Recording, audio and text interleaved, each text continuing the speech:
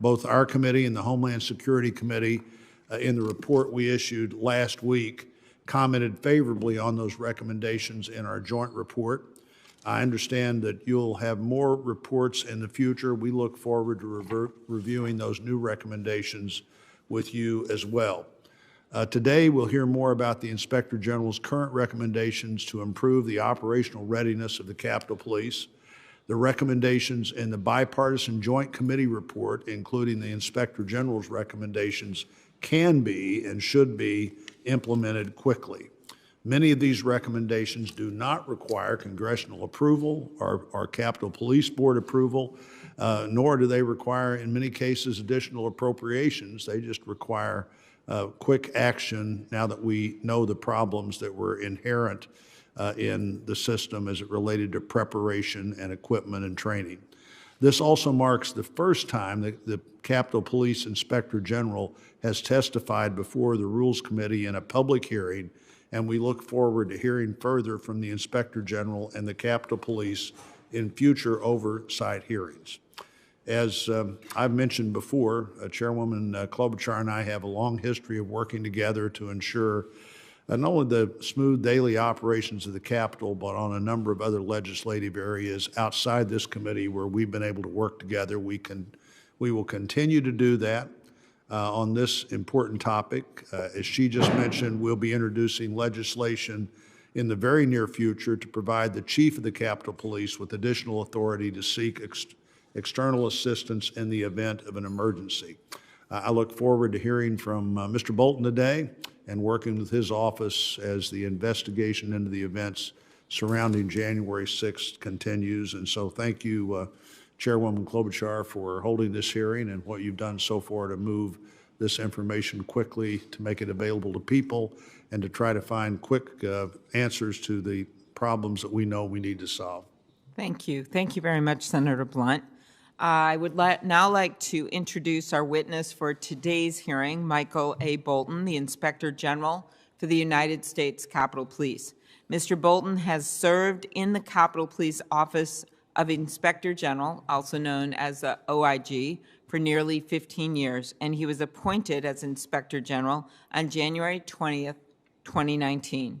Mr. Bolton previously served as the Acting Inspector General beginning in March of 2018, and before that, he served as the department's first Assistant Inspector General for Investigations beginning in August 2006. In that capacity, he played an active role in developing policies and procedures for the Office of Professional Responsibility and the Capitol Police Board. Prior to joining the OIG, Mr. Bolton served for 4 years as a special agent in charge of the Office of Investigations for the U.S. Department of Treasury. There, he worked on cases of procurement fraud and on complex criminal, administrative, and civil investigations. Before his time at Treasury, Mr. Bolton served for 21 years with the U.S. Secret Service, where he held numerous roles, including as a member of the Presidential Protection Division. Mr. Bolton holds a degree in criminal justice from the University of Maryland. Thank you for being here today, Mr. Bolton. And if you would please stand and raise your right hand so I could administer the oath. Do you swear that the testimony you will give before the committee shall be the truth, the whole truth, and nothing but the truth, so help you God? Yes, sir. Thank you. You may be seated. You are now recognized for your testimony for 5 minutes. Thank you. Good afternoon, Chair Klobuchar, Ranking Member Blunt, and distinguished members of the committee. Thank you for this opportunity to appear before you, the Committee of Senate Rules and Administration, to discuss our review of events in regards to the department's operation, programs, and policies that were in effect during January 6, 2021. I'd like to extend my appreciation to the committee for holding this hearing. As I have stated previously in my other hearings, but I do believe that this bears repeating, I am addressing not only the committee members exercising their constitutional role of oversight, but I'm testifying to witnesses, as well as survivors, who were affected by the events of January 6. On January 6, a physical security breach in the United States Capitol building occurred during a joint session of Congress to certify the Electoral College vote. My goal is to provide each of you a better understanding on how the events of January 6 occurred in relation to the preparation and response of the department. Other factors were involved, and other entities are reviewing those aspects outside of the Capitol Police Department. I will discuss the non-law enforcement sensitive findings detailed in my 4 flash reports. Any law enforcement sensitive questions can be answered in a closed door setting. Shortly after the January 6 events, I notified the department, board, and the committees that my office would be suspending all future projects listed in our annual plan for 2021 to allow my entire staff to conduct a full review of these events. In order to accomplish this goal, both audits and investigations will combine their collective talents to achieve a complete review of the department. In addition to my staff, I brought on 2 additional contractors with expertise and knowledge to assist my office, a retired Deputy Assistant Director of the United States Secret Service and a retired Senior Special Agent Chief of the Federal Bureau of Investigation. Our reports are not designed nor intended to cast blame on any one individual or group. These reports are intended to be an independent, objective review of the department's programs and operations to better protect the Capitol complex, members, staff, visitors, and the rank and file officers who have shown their commitment and bravery each day by keeping us all safe. A collective effort must be undertaken to ensure that each and every officer, when their shift is over, gets to go home to their families, as well as the safety of those who work and visit the first branch of government. Our objective for this review is to determine if the department established adequate measures to ensuring safety and security of the members of Congress, their staff, and the Capitol complex. Establish adequate internal controls and processes that complied with department policies and procedures and complied with the applicable laws and regulations. The scope included reviewing the controls, processes, and operations surrounding the security measures prior to the planned demonstrations and the response to takeover of the Capitol building. Our recommendations are made by conducting interviews, document reviews, the combined knowledge and expertise of my staff, and following best practices throughout the federal government of those relevant agencies with similar functions of the department. We are currently providing the department, board, and the committees a series of flash reports every 30 days. We're reviewing each element within the department, noting any areas for improvement. We are providing any corresponding recommendations to compel the department to move towards a protective agency as opposed to a police agency. At the time of this hearing, my office has completed 4 flash reports. The first report was a review of the operational planning for January 6, including a review of intelligence gathering processes required for operational plan that related to January 6. Our second flash report focused on Civil Disturbance Unit and Intelligence Division as a whole. Our third flash report focused on threat assessment and counter surveillance. And finally, our fourth flash report focused on the Containment and Emergency Response Team and First Responders Unit. We anticipate our comprehensive review will extend for the remainder of FY 2021. Currently, my office is reviewing Command and Coordination Bureau, and we anticipate issuing that report by the end of July. As of today, we have made 65 recommendations detailing areas for improvement, along with your report with additional recommendations and findings that I completely concur with. We have provided the department with a roadmap to achieve the ultimate goal of providing security to the Capitol complex for a safe and open environment for members, staff, and visitors, and the rank and file officers. As our work continues, my office sees continuing areas in our findings that need to be addressed. Those areas are intelligence, training to include leadership training, operational planning, and a cultural change. In regards to a cultural change, we see the department needs to move away from the thought process as a traditional police department and move to the posture as a protective agency. Whereas a protective agency is postured to being proactive in preventing events such as January 6. In conclusion, the department is comprised of extraordinary men and women who are dedicated to protecting our democracy, putting their own lives in harm's way in order for Congress to exercise their constitutional duties in a safe and open manner. Thank you for the opportunity to prepare before you today. I'll be very happy to answer any questions the committee may have at this time. Thank you. Thank you very much, Inspector General. When supporters of President Trump stormed the Capitol after his speech and after months of his false claims about the outcome of the election, we saw the results of that. And we issued a joint report that focused on the issue of what went wrong at the Capitol leading into and during that day. Do you want to comment on our report and what you thought of the report? I believe that your report, which of course I've read, it was spot on in a sense. It hit the mark of exactly what failed that day, the deficiencies within the department, and highlighted, and it was very useful for my office as well to review that report, and we appreciate that report as well. But it certainly was a report that hit the mark. I completely concur with all your recommendations and findings. Well, thank you. And one reform that both your report and our joint report called for is consolidating Capitol Police intelligence operations into a single bureau, as opposed to the 3 offices that currently exist. Can you briefly explain the problem with the current way that intelligence is handled? I noticed one of the things was that you found is that public tips and other information received by Capitol Police Intelligence weren't properly reviewed and acted on. Thank you. You're exactly right, ma'am. The problem when you have the different elements not coming on, it's almost what they refer to as stovepiping. You have different silos. That information is not being funneled up to the individuals, either to the command staff or all the way down to the officers, where that information can be acted upon or analyzed in formulating either an operational plan or a different posture that you may have, or call in additional resources.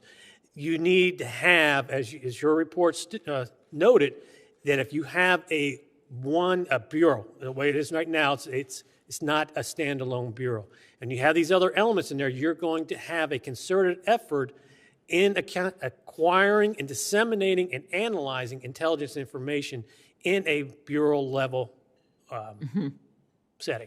And there wasn't, that aside as a major problem, there wasn't any kind of a department-wide plan for even where people would be located that day, even though they had officers there. Is that correct? That's correct, yeah. The officers are different units, even though they were mentioned in the civil disturbance unit operational plan, as it were.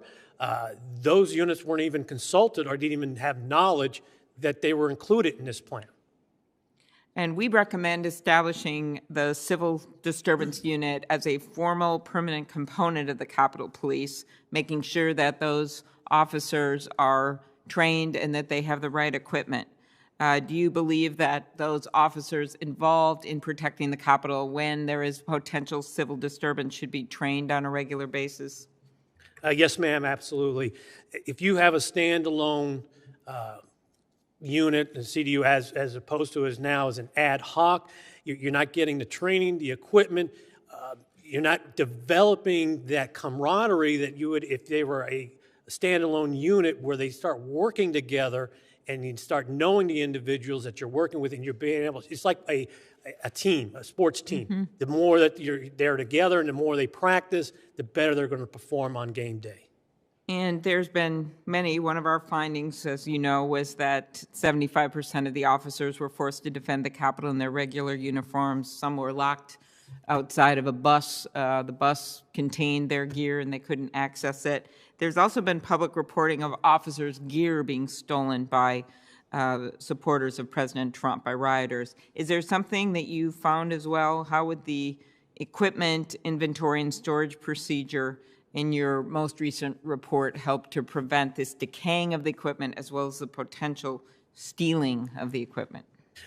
In regards to maintaining the equipment, one of our recommendations was tasking property to start doing an inventory, continuous inventory to update and to properly storage that equipment.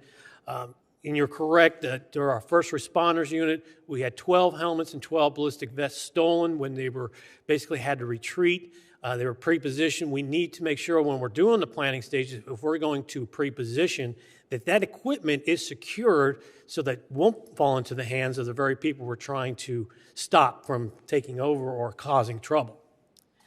During our first joint hearing on January 6th, we heard how while the House and Senate Sergeant-at-Arms, the former House and Senate Sergeant-at-Arms, were concerned with the safety of their members, the former Chief of Police was desperately trying to call them to get approval to deploy the National Guard. Of course, it should have been done ahead of time. A plan should have been in place. But even at that moment, he was forced to call them to try to find them while they were trying to guard the chamber. Do you agree that the structure of the Capitol Police Board impacted the ability of the chief to request assistance on January 6th that day? That's a difficult one for me to speak to, considering, one, I answer to the board. They are, Oh, I see. They are my bosses. Oh, okay. So there are those who are looking into it. Yesterday's hearing that I attended with the GAO has produced a report in 2017 outlining changes for within the board. Right. And do you think that we should consider reforms to the board? Everything should be considered. All right. The Capitol Police Board is now conducting a search for the next Capitol Police Chief who will face the major tasks of responding to breakdowns that occurred on January 6th and rebuilding trust in departmental leadership among officers. Based on your work so far, what do you think should be the top priorities for finding the next Capitol Police Chief? I'm not involved in the selection of the chief, obviously, so I'll speak on a high level. It should be an individual that not only is schooled in within law enforcement, but a high-level executive with the education and the skill set also as a protective person with the knowledge of protective agencies, force protection, if you want to call it. Someone that with that kind of level that is also very aware and understanding how important training really is, and not to give lip service to training, and to coordinate and making sure that whatever training, because training dollars obviously are very rare, are very slim, they're difficult to fund in a sense. But if you have to make sure the training that you're doing is linked to your mission, making sure that training dollars that are very rare, that we can actually get to that training and expend the funds appropriately. Okay, thank you. I don't want to, we have many members here, so I will put some questions on the record on your recent findings regarding the department using a contractor that displayed images with known connections to white supremacist groups. And if I have a moment, either I or someone else will ask those questions as well. With that, I will turn it over to Senator Blunt. Thank you, Chairman. Again, Mr. Bolton, thank you for being here. By my count, which may not be, you may not have counted these this way, but by my count, around 50, my count says 50 of the 65 recommendations that you made can be implemented by the department without any legislative changes or additional appropriations. Does that sound about right to you? Yes, sir. That does sound about right, because a lot of my recommendations are to update or create policies and procedures or to reinforce certain policies and procedures. Those certainly require legislative fix nor approval by the board. I think the remaining 15 focus on implementing proper training, acquiring necessary equipment, bolstering the department's intelligence unit. Is that correct? Yes, sir. That's correct. And there may be some cost to that, but even in those areas, not this hearing about cost, but those areas, the cost is a cost that clearly is manageable and easily accessible, I believe, for the Capitol Police. What steps has the department taken to implement the 50 recommendations that don't require legislative action or further appropriation? I just had a conversation with a member of the Capitol Police Board. They have formed a what they call board working group that's going to be focusing on not only my recommendations, but also General Andre's recommendations and your report, the Senate's report recommendations. They will be meeting. They think they've had 2 meetings so far. My discussion with the board member was that I will be included not so much in the meeting, but the after action to provide me with an update of where the department is heading to and kind of a time frame for where I would be able to start seeing some of the closures, the recommendations, and where they're at. So the board has instituted a working group. It is up and running now as we speak. So that is one, and as well as we try to reach out to the department periodically to see where they're at with their recommendations. Good. On that issue, do you feel like you've had the cooperation from the department, including the current leadership, that you needed for your flash reports? Yes, sir, absolutely. We have received full cooperation, and they've made themselves available whenever we requested an interview and/or documents. And you've looked at our report. I appreciate you saying that you completely concur with the recommendations and findings. Let me ask you about a couple of things just specifically to be sure we're concurring in the same area. One of our recommendations is to update the department's incident command system in order to designate who the incident commanders would be ahead of a large event, ensure better communication during the event, frontline and better communication during the event with frontline officers, and to require senior leaders to take over communication responsibilities if needed. Do you agree with that recommendation? Yes, sir. In fact, we are in the midst of conducting our other flash report, the Command and Coordination Bureau, and I suspect that will probably also be one of our recommendations as well. And you believe the department could implement this now if they wanted to through your oversight group that's looking at it? Yes, sir. So would I be right in assuming that now can the department can they move forward with any of these 50 recommendations, or do you think that's now has to go through the group that the police board has put together? It's not so much that it has to go through the board for that process, that working group. That working group, I think, is to assist the department in moving forward and whatever, if there are recommendations that they may need assistance from the committees, that the board can assist them in that. But I also believe that it's the board is to kind of keep them on track, keep them moving forward. It was just recently last week that the department requested, I think, closure of 6 of our recommendations, about 6 recommendations for our second flash report. We did close 2 relating to the first flash report. Those had to deal with basically updating the policies and procedures. So they are moving forward with our recommendations, and I believe that this working group will assist them in keeping that momentum going.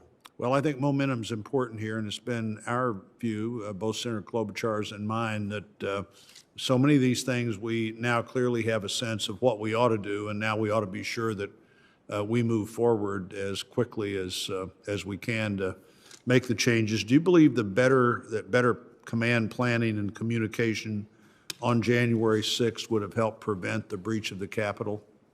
Certainly, the better planning, along with there's also a lot of elements, but training, proper equipment, but certainly the planning would have put the officers in a better position to succeed. One of the recommendations of the joint report is for the Capitol Police to conduct joint training exercises with federal, state, and local partners on the command and control process during an emergency. Do you agree with that recommendation? Yes, sir. When you are able to conduct joint exercises, joint training, not only with our federal partners, but one of our recommendations is that we need to be doing joint exercise within our own department, with our own different elements.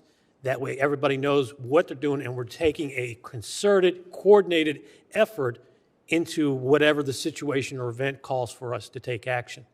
And on the idea of an event, one of the recommendations of the joint report is that the department-wide operational plan be in place for special events, that would be required. You agree with that? Yes, sir, absolutely. Is important, do you think that a plan like that would have helped prevent the breach of the Capitol? Yes, sir. I firmly believe having a coordinated effort and plan would help and put the officers in a better position. My understanding that following January 6th, the Command and Coordination Bureau will be overseeing operational planning for special events. Have you seen any new directives from this bureau that would require department-wide operational plans for large events? I don't believe I've seen that. I may be incorrect on the last. I'm trying to remember the most recent request for closure of recommendations. I can get back with you, sir, just to make sure that I'm correct on that. But I do know that they have started since the events creating an operational plan more robust or thorough than the previous one, and so there seems to be that they have moved towards that area.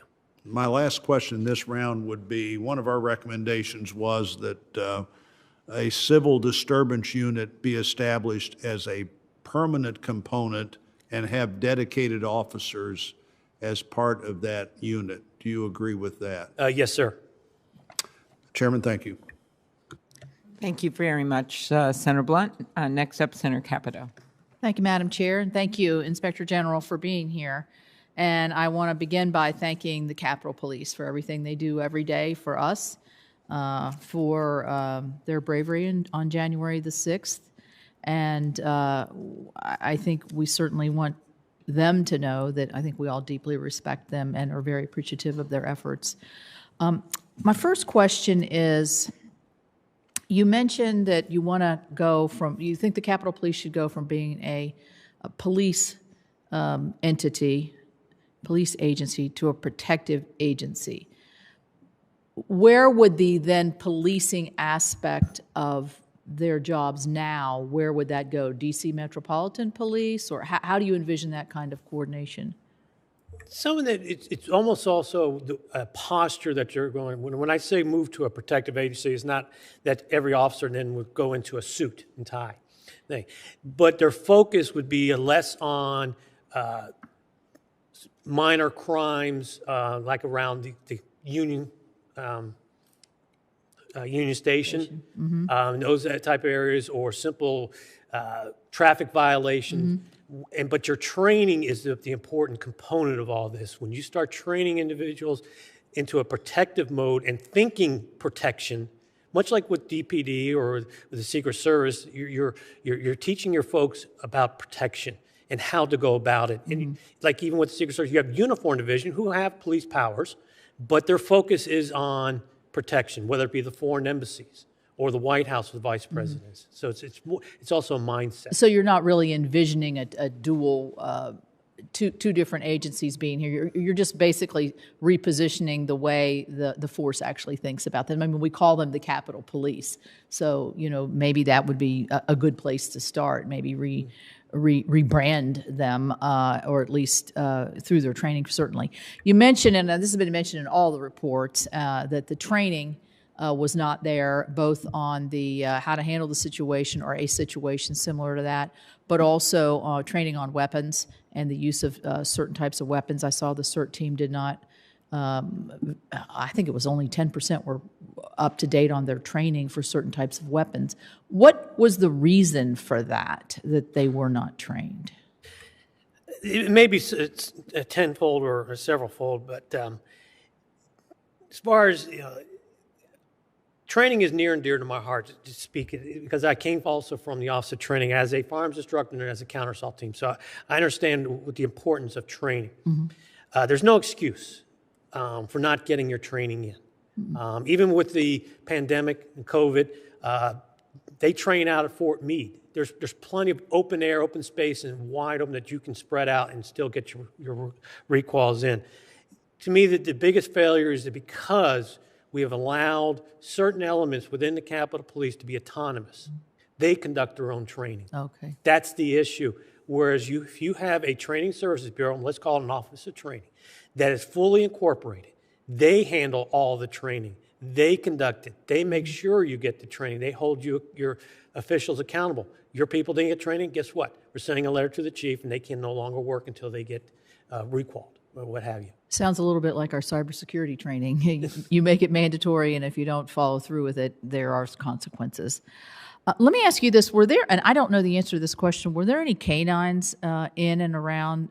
I know the canines are treated to detect weapons or maybe even substances. I actually, when I was the appropriator for the Capitol Police, went out to their canine training center. It's kind of an area of interest for me. I know there's a shortage of fully trained canines in all law enforcement, whether it's at the airport or wherever it might be.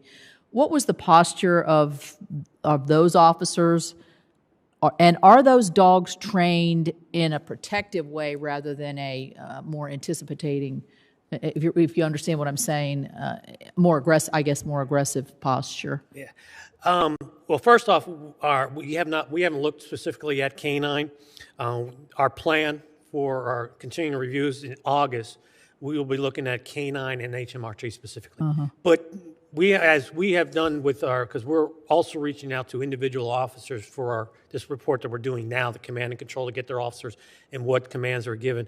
Some of the things that we have received and spoken to us is that canine at that point, they were tasked with basically supplementing CDU. Their dogs were then placed into kennels, into the department kennels. They were kenneled, and those officers as handlers were put on the front line. Oh, okay. So the problem when you do that is when you put a dog in a kennel, it's stressful for the dog, and dogs can only work. These are dogs like any other canine dogs, not us specifically. They do require a certain amount of downtime, and because they're in a kennel, they're not getting that. So then, when it was called upon for them to go ahead and sweep the Capitol once the insurrectionists were removed, you're wondering, you have to be mindful that those dogs are tired now. And you're tasking them to do very high-level work. Our dogs basically are not attack dogs. They're not crowd-controlled dogs. They are sniffers, they would say, type dogs. Would that be a recommendation to amplify the force to get more crowd-controlled dogs? I would venture probably not crowd-controlled dogs. Most police departments have moved away from that concept of crowd-controlled dogs. There are some that still employ that, but then again, that is something that needs to be really considered. Yeah. Okay, and my last question is: you've made a lot of recommendations in the report that came from the committee. A lot of recommendations. You're following up on this. You said you're going to be on this for the next till the end of the year. Is part of that following up on the recommendations to see in what stage they might be, or if they're being implemented by the Capitol Police? Basically, right now, our plan is that once we've completed our reviews of the different elements within the department, we're going to produce a report on all the recommendations, to give a report to the committees and to the board, the status of all the recommendations. Okay, thank you. Great. Thank you very much, Senator Capito.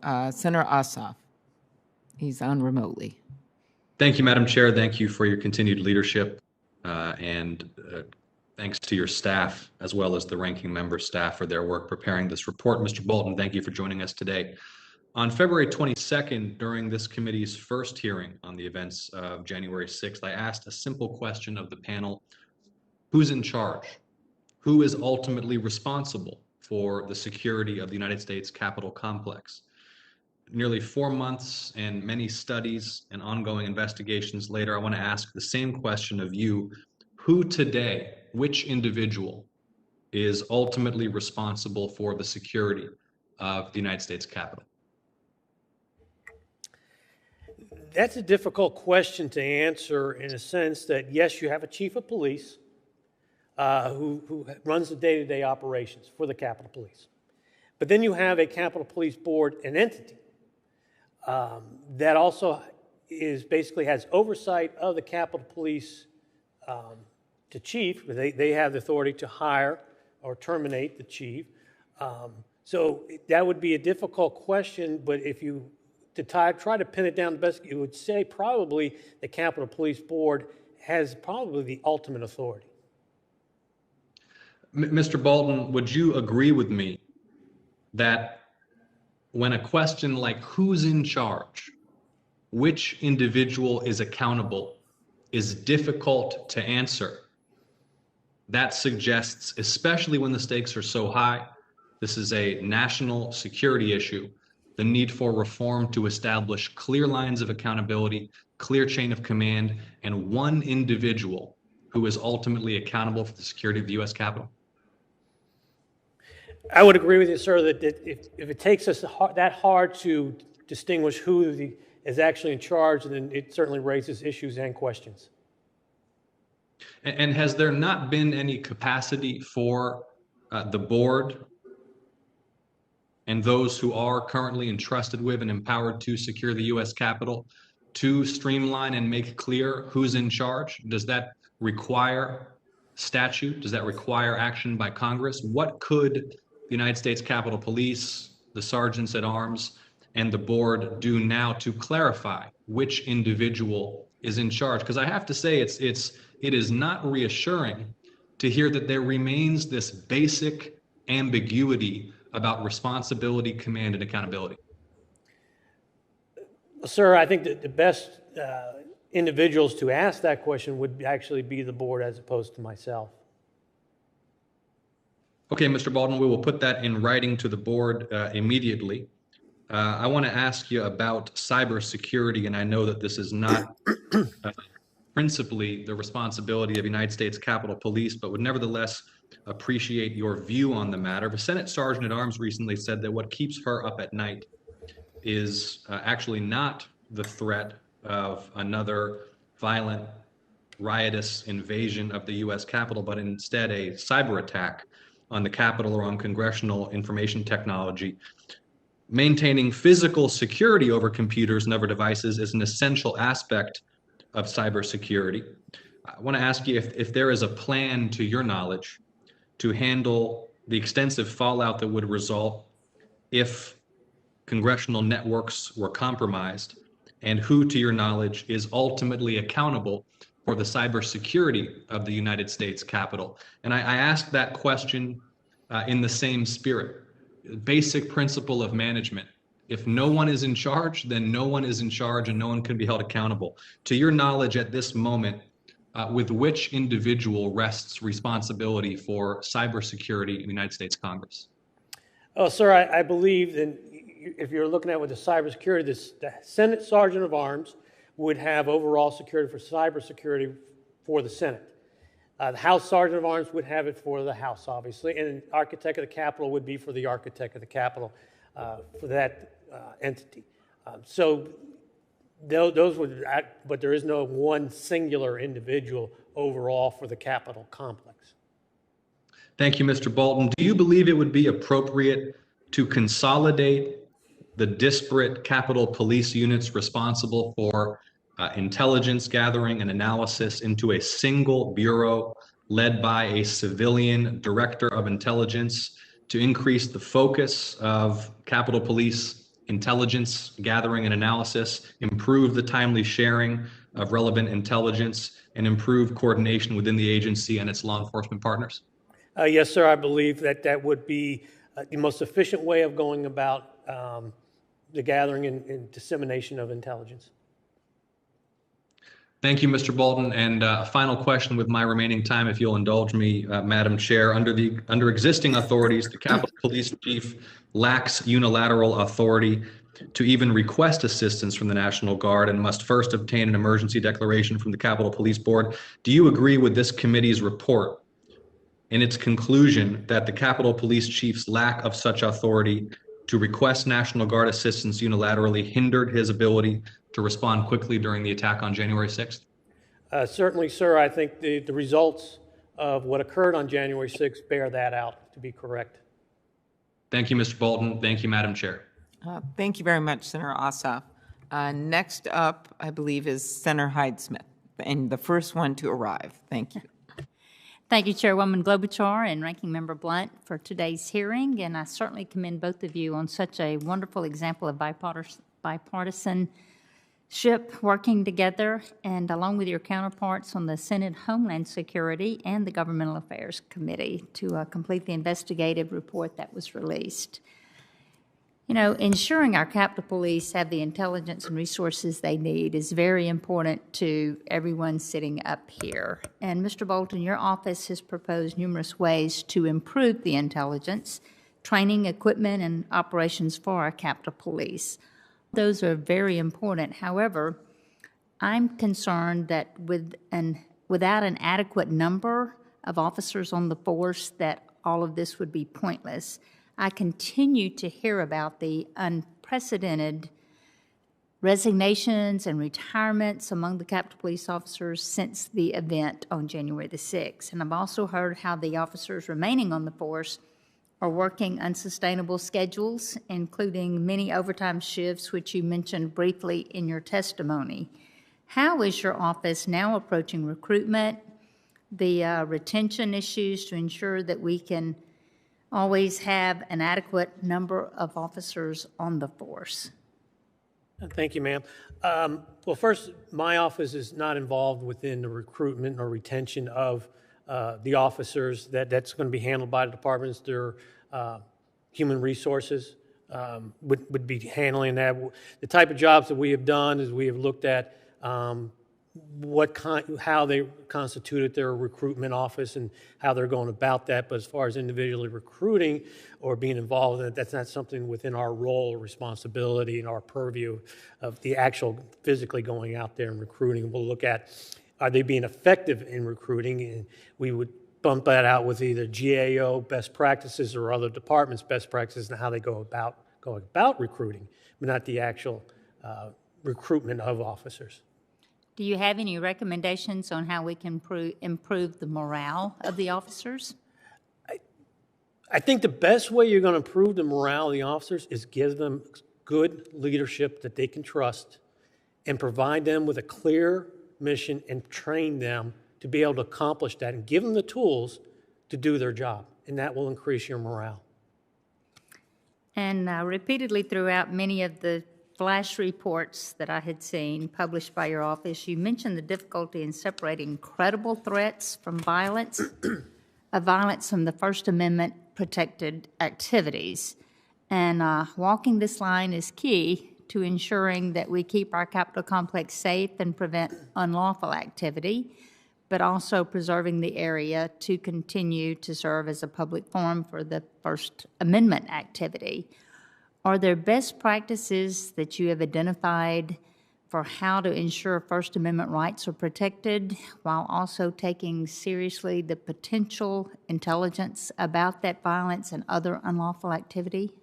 Well, that's something you can circle back to having an intelligence agency or bureau with trained analysts to disseminate that information, provide it to the officers, your rank and file. One, that's going to give them the confidence of what they may be going to experience, be prepared for it, and understand the most important is the First Amendment rights for people to exercise those rights when they come up here to the people's house.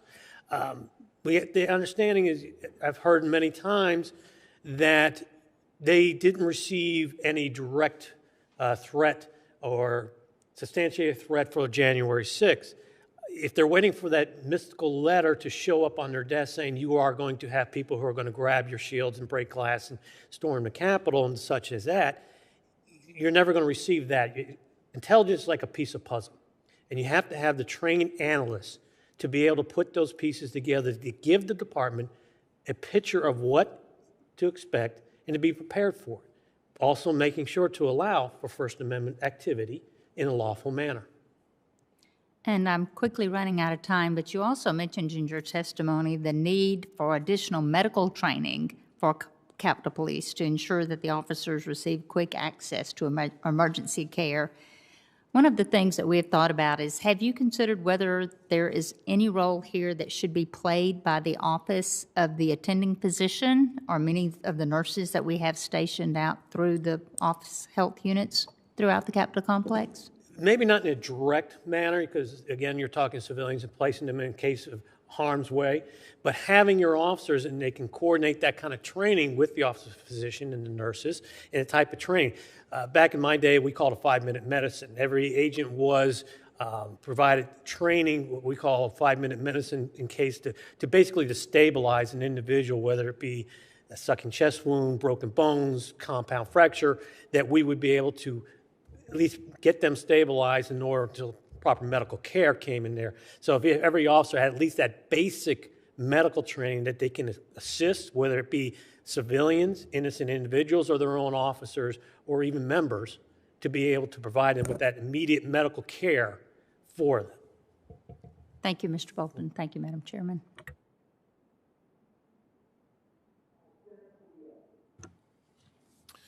Thank you, Madam Chair. Mr. Bolton, thank you for your participation today. Now, in your testimony, you describe a need to change the culture of the Capitol Police from that of a police force to that of a protective agency. First, I guess a two-part question. First, in practice, what does it mean to reshape the Capitol Police into a protective agency? What would the practical and operational effects of that be, number one? Number two, how long do you think such a culture shift would take to implement? I mean, beyond just changing the policies, right, the words on paper and procedures on paper, what needs to be done in terms of training and tactics and ethos to operationalize such a change? Thank you, sir. To best answer your question, one, in the thought process of a protective agency. A protective agency is geared towards proactive, that you're trying to anticipate as opposed to being reactive.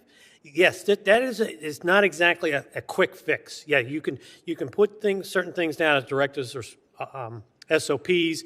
That's the part. The hard part, and the part that is actually going to require a lot of funds, is having a training services bureau, an office of training, that is geared now to teaching and also doing in-service training in that protective mode where you're changing basically the courses that you're teaching now, regular police type tactics or police procedures, that now you're shifting. So it is a fundamental shift, and it's not an easy shift because it's going to require for us, one, to have a larger footprint in Cheltenham, to utilize more of that space there, and it's quite a bit of an infrastructure we're going to be requesting, or they would have to request from appropriations, but as well as bringing in subject matter experts, those who have been brought up into that type of environment, in that protective mode, and getting the department up to speed to where now they can do that training in there. So they're going to probably have to bring folks from the outside who are already trained in that skill set, get us that level, the subject matter experts. Thank you. Next, I want to shift to the topic of white supremacy. It's a conversation we've had in Judiciary Committee with different nominees coming through for confirmation as it pertains to rooting out white supremacy, not just in federal departments and agencies, but in law enforcement agencies, frankly, throughout the country. But specific to this, and it's of top of mind for me, particularly because of, I'll be blunt about it, the relationship that the Trump administration and President Trump himself had with some of these fringe groups, which were in large part what led to January 6th. In the course of your investigation, you found that the Capitol Police's Containment Emergency Response Team, the CERT team, contracted with privately owned entities to train its personnel in firearm marksmanship and other tactics at facilities located outside the District of Columbia metropolitan area. One of the contractors used by the Capitol Police had, according to your report, quote, questionable content on their website, end quote. News reports have suggested that the questionable content includes symbols associated with the white supremacist movement. These reports are, of course, of serious concern. So beyond identifying the fact of the contract and the concerning website content of the contractor, have you undertaken any deeper study into why or how this particular contractor came to be selected? And more broadly, have you already or do you plan to undertake any study of whether the use of this contractor suggests a wider concern with white supremacist ideologies within the force? At this time, sir, once we discovered that, we conveyed our concerns, as you mentioned, within what we call a management advisory report to the department, our concerns in recommending that they seriously consider not utilizing that particular company. We have not done any in-depth work on investigating that company. I did refer our information in my report over to the Department of Justice for action as they deem appropriate. It's more appropriate for them to look at it as opposed to, that would be somewhat outside of my jurisdiction, unless we could show that there was a contract fraud that would keep it within my purview. But as investigating that kind of an entity, that's not within my jurisdiction, hence why I sent it over to the Department of Justice for the more appropriate entity to look at that. And Madam Chair, just a follow-up question on this topic. So appreciate you engaging the Department of Justice for what they and only they can do. I would suggest that along with this culture shift that we're talking about, This is something that remains in your purview. And let me ask an additional specific question to help. Given the Federal Law Enforcement Training Center and other non-contracted training facilities are nearby, is there any justification for Capitol Police relying on contractors to provide training to officers? And have you done a comprehensive review to determine if Capitol Police has entered into other similar contracts instead of relying on available federal resources to train other federal law enforcement officers? There's really no reason for them not to use other federal agencies. My previous employer, Secret Service, when I was on the counter assault team, we would utilize, obviously, our own training facilities, which were a little bit more extended than what Capitol Police had, but we'd also use DOD. So we wouldn't have those kind of things, but it was approved training through the Office of Training to fit our skills and abilities and needs to complete our mission. We do plan on looking at, for FY 2020, I'm already trying to work on my annual plan for 2022. One of the things that we are going to look at, we're going to look at all outside contractors for the appropriateness and whether or not we would be able to use, leverage some federal agencies to assist us and save money, and that's kind of what our mandate is: the fraud, waste, and abuse, to weed out those. Well, the fraud, waste, and abuse is in and of itself meritorious, but to the extent that it gives us a better ability to identify and root out dynamics such as white supremacy, I would argue, bring some urgency to it. And I don't want to put words in your mouth, but the first part of your answer to that final question sure sounded like there doesn't seem to be any reason or justification for using non-federal resources already available in officer training, and therefore the use of contractors to provide that training doesn't make sense. That would be correct, sir. Thank you, Madam Chair. Thank you very much, Senator Padilla. Senator Hagadou.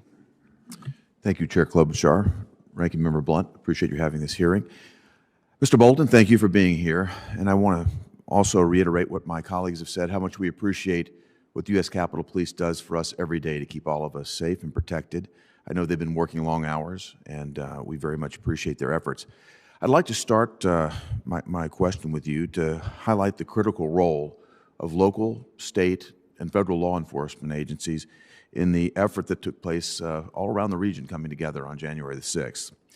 I'd like to highlight the recent bipartisan report by this committee and the Senate Homeland Security Committee, which notes that at 1:51 p.m. on January the 6th, the Capitol Police activated its mutual aid agreement with regional law enforcement agencies, and that led to a quick response by local, state, and federal law enforcement agencies who helped Capitol Police and Metro Police secure the Capitol building by 4:28 p.m., which is fully an hour before the D.C. National Guard arrived. So, Mr. Bolton, I'd like to focus on how we can assure that Capitol Police officers have the leadership, the training, and the tools that they deserve. Your recent interview identified intelligence-related deficiencies in the department's organizational structure, the department's training, its professional standards, its internal controls, and the collection and dissemination of information, as well as a failure with intelligence evaluations in connection with January the 6th. These intelligence shortcomings were known before January 6th, in fact, identified in 2 previous IG reports. Similarly, the Bipartisan Rules and Homeland Security report found that, quote, important intelligence information received by internal U.S. Capitol Police components was not appropriately shared among USCP's distinct intelligence-related components. So I'd like to ask you, Mr. Bolton, is it accurate that you found numerous Capitol Police intelligence-related shortcomings ahead of January 6th, at least one of which has been raised in previous IG reports? That would be correct, sir. Yes, sir. Thank you. Leading up to January 6th, who was in the role of Assistant Chief of the Protective and Intelligence Operations, which oversees Capitol Police intelligence components? That would be Acting Chief Pittman. Thank you for putting it on the record. More general, the Bipartisan Rules and Homeland Security Committee found out that on January the 6th, Capitol Police leadership did not adequately utilize available intelligence. They didn't adequately plan operationally. They didn't provide protective equipment for officers. They didn't provide civil disturbance training to officers, nor did they communicate with officers during the violence. Mr. Bolton, your written testimony quoted a 2014 IG report stating that, quote, only when the right personnel for the job are on board and provided the right training, tools, structure, incentives, and responsibilities is operational success possible? So my next question, Mr. Bolton, do you believe that Capitol Police officers were given the training, the tools, the structure, the incentives, and the responsibilities they needed to succeed operationally on January the 6th? No, sir, I do not believe that they were given those tools and the ability to be able to do, to be successful. Some of the officers that I have spoken to, just briefly, one made a comment to me. It's not so much that we had a fight with one hand behind our back, but at times they felt like both hands were tied behind their back. Thank you. Finally, Mr. Bolton, in reviewing your recommendations, I was struck that many of your recommendations focus on improving internal policies and practices, on improving training regimens, on improving organizational structures and emergency preparedness. Is it your view that addressing these management issues that you've identified would go a long way toward remedying the issues that came up on January the 6th? Yes, sir. If you establish repeatable business practices in doing what we need to do, complete our mission, you are going to be successful. You concluded in your written testimony by stating that, quote, "It is our duty to honor those officers who have given their lives, but also ensuring the safety of all those working and visiting the Capitol complex by making hard changes within the department." I think that's very well said. And I agree that we owe it to our Capitol Police officers who put their lives on the line every day to make the changes necessary to protect them, to give them the equipment, the resources necessary for them to succeed in their job. Thank you, Mr. Bolton. Thank you, sir. Thank you, Madam Chair. Thank you very much. I just have a few additional questions. A vote has been called, but Senator Blunt and I just have a few additional questions. The Capitol Police currently has personnel who are integrated in intelligence task forces, including with the FBI and other federal law enforcement agencies. Part of our report, as I mentioned earlier, was about recommending how the Capitol Police better coordinate with the FBI, Homeland Security, and other intelligence gathering agencies. Can you briefly explain, Mr. Bolton, the importance of these information sharing roles? And do you agree that the relationship between Capitol Police and federal intelligence agencies must be improved? Thank you, ma'am. Absolutely. That is going to be your conduit in getting the intelligence. It's informing these relationships with these other agencies. It is important to actually establish a working relationship, meeting folks face-to-face, dealing with them on a daily basis, providing and sharing the information. That's how you're going to accomplish your goals, is by establishing these firm relationships and also understanding how you can learn from others. So it's not that everybody has the right answer. There's a lot of good answers out there. The department has been moving forward in strengthening those. Today's board meeting, which I attended, they were outlining several of the new initiatives that the Capitol Police are undertaking, and directly with involving into strengthening those relationships, getting out into the field offices to establishing also to help on threat assessment cases, as well as there will be bringing 8 new analysts on board here shortly. Mm-hmm. That's good to know.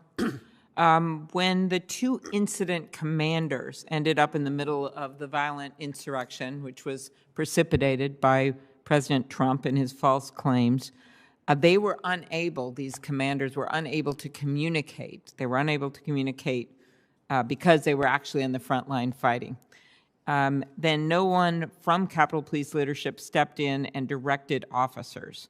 And that was that haunting words of the officer, "Does anyone have a plan?" So our report recommended that the Capitol Police update its incident command system to establish communication priorities and contingency plans so officers aren't left listening to radio silence and pleas for help. Do you agree that the department's communication system should include backup plans so a senior officer is always available on the radio? Absolutely, yes, ma'am. It should be one of those things where you plan for the worst, hope for the best. Very good. Can you briefly elaborate on why some divisions, like the Containment and Emergency Response Team, have separate training programs, and why all Capitol Police training should be instead centralized under the Training Services Bureau? As I outlined in my flash report, that is an issue that has long plagued the department. in allowing these individual entities to become almost autonomous in the training. Hence why we have been vocal, very vocal about the need to centralize your training. We brought up in other reports, Canines should not be conducting their own training. You need to have that separation of duties. Those are just best practices that any GAO report that if you pull up on training are going to tell you have separation of duties. So these aren't something that's new that we're just thought this was a great idea. These are long-standing best practices. You've got to have a centralized training. They handle the training. And when you run into, it's the old thing of the tail wagging the dog. Mm-hmm. The department should establish what is the mission goals. We'll take CERT for instance. What is their mission goals? What skill sets do we need them to complete this goal? What are our expectations? What can and can't they do? They should formulate that, and which that was one of our recommendations, do a study and formulate a detailed mission goals. Once you've done that, then you send it over to the Office of Training. They develop the training. They track the training. They bring in your subject matter experts. They conduct and monitor and track all the training. Okay. CERT is there to, then they have a clear understanding of what their mission is, and so does the department. Mm-hmm. Do you think the department needs a standalone counterintelligence entity? A counter-surveillance unit? Mm-hmm. Yes, ma'am. They certainly do. It would be very helpful. I know the Secret Service has that. They've stood that up a number of years ago, and that is quite helpful in conducting their day-to-day operations. Last question. We've had, we know there's a lot of organizational changes that need to be made. We talked about the new police chief, legislation, those things. But there's also been, even beyond January 6th, an increasing number of threat assessment cases the Capitol Police have had to handle. The police department is tasked with tracking and investigating threats against members of Congress. Last month, the Capitol Police reported the threats against members are up 107% compared to this time last year. Does the Capitol Police have the resources and specialists needed to keep up with these serious threats? They are ramping up in that very regards, like I just said, about the 8 new analysts to assist it. They will be standing up here shortly, if they haven't already, 2 field offices with a plan of 3 additional field offices throughout the country, basically regionalizing their functions out there to take certain locations within the country for those field officers to start handling some of that threat assessment, taking the load off here. Okay. Very good. Senator Blunt. General, your report indicated there were a few long-standing recommendations, namely realigning the containment emergency response team within the department's structure, requiring all officers to maintain a security clearance, and elevating all intelligence components of the department into an intelligence bureau. What do you think those weren't implemented? There may be, I think some of that relates back to going back to the cultural change. Once again, we recommended, as you stated, that the CERT teams fall under Protective Services Bureau so they can better support the dignitary protective as well as other operations within the department. Again, I think that was a reluctance to change based on long-standing, long-term ways of doing business. So there's always going to be, people resist change. Do you believe if these recommendations had been implemented before January 6th, it would have made a difference in how they responded? That would be very difficult. Well, we don't have a crystal ball, but I would certainly say it would have put us in a better position to succeed at that day. You said earlier that you report to the Police Bureau, though we may want you to testify before our committee more than we have in the past, since it's your first day here and we have some responsibilities with the Capitol Police. But when you reported to the police board, did you report to them that these recommendations weren't followed? Well, they do receive copies of whenever we close on our recommendations, and they are briefed by the department on the status of their recommendations. Are you aware that they've ever encouraged the Capitol Police to move forward with your recommendations? Sir, I'm not aware of those, but those discussions All right. could very well have happened, but I'm not aware of them. On January 6th, the heavier, less than lethal weapons like sting balls were never used. Do you know who gave the order not to use those and why? My understanding is it was a deputy chief who's no longer with the department, had those more heavier munitions stand down and not to be utilized. Some of those munitions, my understanding too is, and through our report, that they were also expired munitions, as well as individuals hadn't been fully trained and recertified to utilize those munitions. Well, so training again would have made a difference in what could happen there.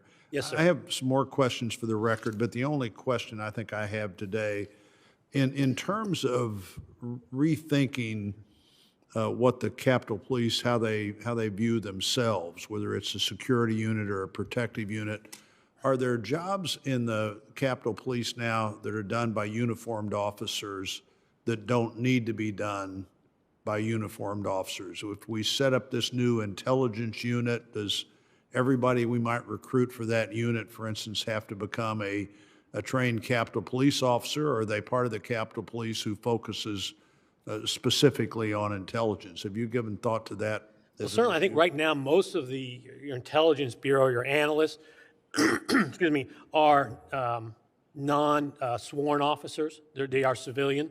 So there's certainly a lot of those positions and also in other agencies are civilianized. They're not like with the service special agents. There certainly should be a study, and at least a look or discussion of some of the duties that Capitol Police undertake now could be, let's say, just for as an instance, think of it as more of a security officer as opposed to a sworn officer. Mm-hmm. Or a parking officer or something similar, that would. Well, I think we ought to be thinking about that. We've just about worn out the Capitol Police force, and I think we talk about adding more to the force. Our first big challenge is to fill the jobs we have, and in every police force in America, that's a problem right now. So we've got to be thinking, I think, smarter of how we use the trained and sworn officers we have. Thank you, Chairman. I have other questions for the record, but none today. Very good. Thank you. Senator Cruz. Thank you, Madam Chair. Mr. Bolton, welcome. Thank you for your work. Thank you for your examination of the issues behind what occurred on January 6th. The men and women of the Capitol Police and the other law enforcement officers who defended the Capitol, who defended members of Congress, were heroic. They are heroes every day, but that day in particular, they demonstrated extraordinary courage and valor, and they no doubt saved lives as a result of that bravery. Nonetheless, anytime there is a violent attack, a terrorist attack, it is important to engage in the careful retrospective of what steps can be taken, law enforcement steps, intelligence steps can be taken to prevent another incident from occurring. Looking at your flash reports, looking at the joint report that the Senate has put out, there have been a number of failings, law enforcement and intelligence failings that have been identified. In your judgment, what are the most significant intelligence failures that led to the failure to be adequately prepared for the violent attack on January 6th? In regards to the Capitol Police, since it is within my jurisdiction, I would say not having the ability to analyze and then disseminate that information. That particular Norfolk memo or situational report never made it to the chief or to the upper level of the command. That can't happen. You've got to provide your commanders or your management teams with all the information. Nothing can be withheld from them because, again, as I talked about before, intelligence is like a puzzle. Now we just took one of the pieces and threw it away, and you can't complete the picture now. So what were the impediments that prevented it from making it to the chief? I think part of that is the basic structure that they had in place at that time, whereas the intelligence was not a standalone bureau. You didn't have the trained individuals there to analyze this information and to be able to, with clear policies on how to disseminate it up the chain of command. So what changes should the Capitol Police make, or should Congress consider making in terms of how the Capitol Police is structured to prevent those intelligence failures in the future? One of the biggest changes you can make is to make the current intelligence a standalone bureau. Elevate it to the level, beef it up, in other words, provide it with more assets, take some of the elements that's within the Capitol Police, within that division that's separate from them, bring them over and make it that a concerted, and where you have an individual that is schooled in the intelligence field from the very beginning of their career to right now. It's somebody that's well schooled and connected within the intelligence community. In hindsight, on January 6th, what operational steps should the Capitol Police and other law enforcement have taken to prevent the violent terrorist attack from successfully breaching the Capitol? What could have been done differently to prevent what occurred? I think the best way is to answer that, because hindsight, yes, that's what inspector generals do. We sit there and we're Monday morning quarterbacks. We're great at that.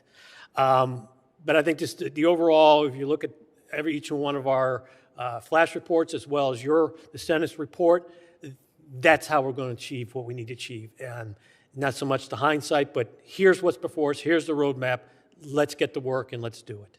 Well, but in terms of what we can learn from hindsight, would you say it is principally additional manpower, both police officers and National Guard forces, that would have made a difference on that day, or other steps that would have made a difference to prevent the attackers from successfully breaching the Capitol?